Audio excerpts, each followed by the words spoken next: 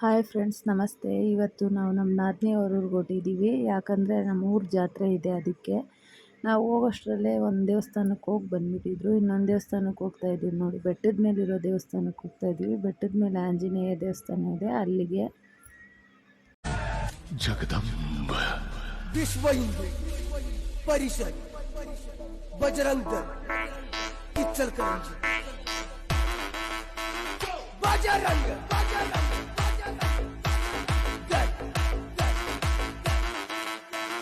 ಜೈ ಶ್ರೀರಾಮ್.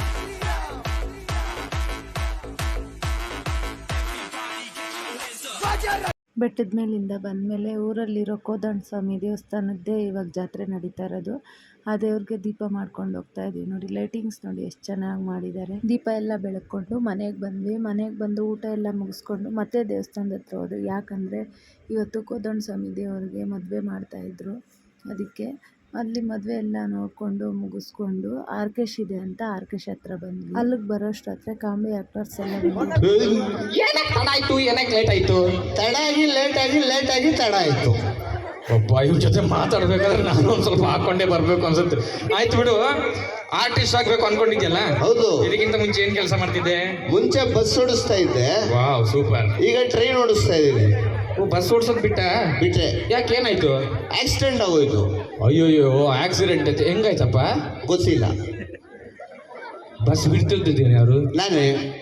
ಮತ್ತೆ ಆಕ್ಸಿಡೆಂಟ್ ಹೆಂಗಾಯ್ತು ಅಂತ ಹೇಳೋ. ನಂಗೂ ಚೆನ್ನಾಗಿ ಮಾಡಿದ್ರು ಕಾಮಿಡಿ ಎಲ್ಲ.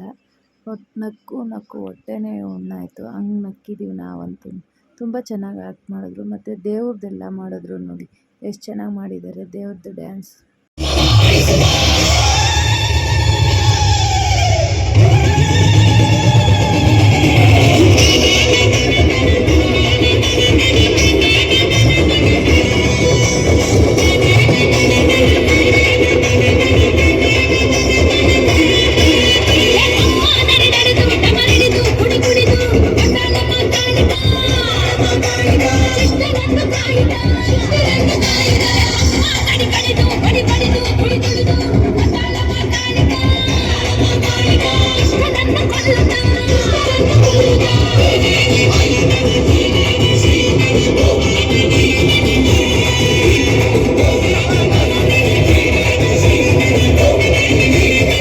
ಆರ್ಕೆಶ್ ನೋಡ್ಕೊಂಡು ಮನೆ ಹತ್ರ ಬರೋಷ್ಟರಲ್ಲಿ ಪಲ್ಲಕ್ಕಿ ಎಲ್ಲ ಬಂದಿತ್ತು.